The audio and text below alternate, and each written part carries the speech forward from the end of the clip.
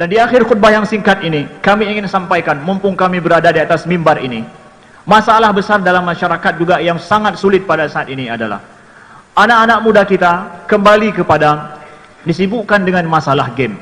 Kami ingin sampaikan karena di mimbar ini, karena di sini adalah waliul amr, di sini juga adalah orang tua, begitu juga anak muda.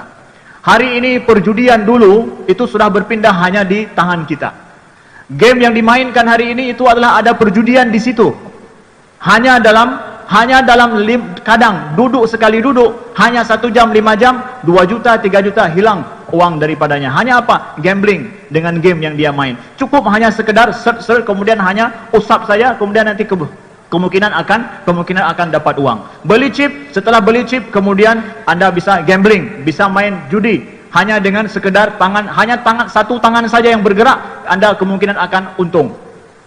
Tidak ada, saudaraku sekalian, dalam berjudi itu orang kaya, tidak ada. Tidak ada. Allah berfirman dalam Al-Quran, dalam surah Al-Ma'idah sudah jelas. Ya ayyuhalladzina amanu innamal khamru wal maisiru wal ansabu wal azlamu rijsun min amali syaitan fajtanibu. Wahai orang-orang yang beriman, sesungguhnya khamar, berjudi, ya, wal ansab, kemudian menyembelih untuk berhala, wal azlam, mengundi nasib dengan anak panah, ya, rijsun min amali syaitan, najis kata Allah daripada perbuatan syaitan. Fajtanibuh la'allakum tuflihun, jauhilah agar kalian beruntung. Innama yuridu syaitan an yuqi'a bainakumul adawata wal baghdha fil khamri wal maisir.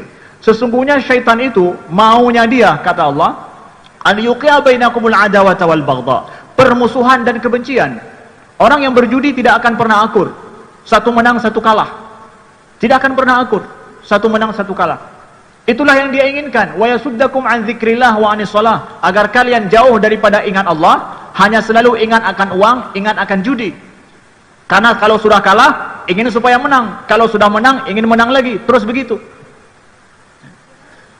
Ada sebuah studi di Inggris pada tahun 2006. Didapatkan bahwa yang pemain judi ini itu adalah kemungkinan dua. Yang pertama adalah pendidikannya rendah. Yang kedua adalah masalah penyakit jiwa. Kalau pendidikannya tinggi, ada masalah penyakit jiwa.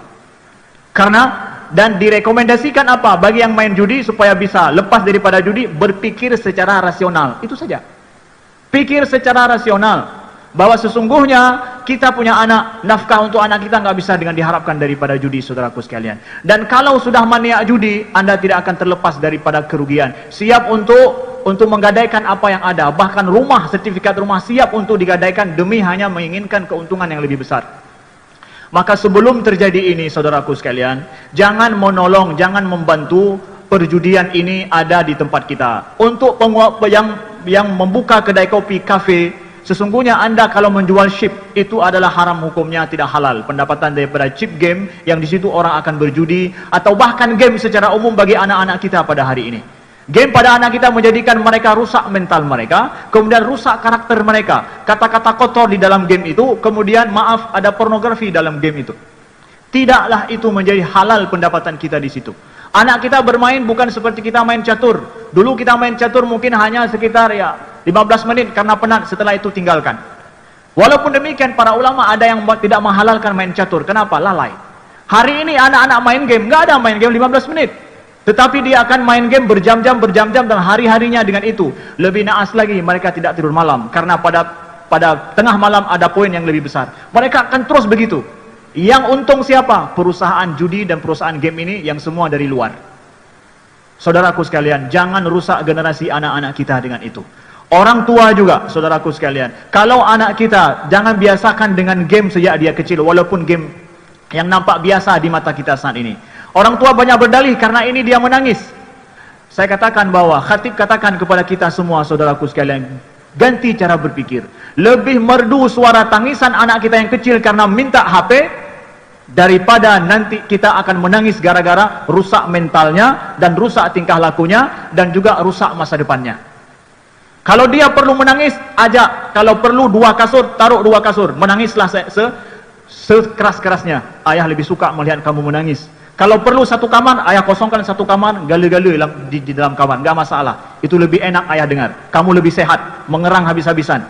Kemudian bergerak dengan kamu menangis daripada duduk, diam, main game, otaknya rusak. Saudaraku sekalian, mohon ini kita perhatikan karena ini adalah generasi milenial hari ini yang menjadi penyakit. Mohon menjadi perhatian kita. Mudah-mudahan apa yang khatib sampaikan, identitas kita jaga, kemudian masalah hari-hari kita sama-sama kita membantu untuk menjaganya. Janganlah mencari pendapatan daripada pendapatan yang tidak halal, yang syubhat, apalagi yang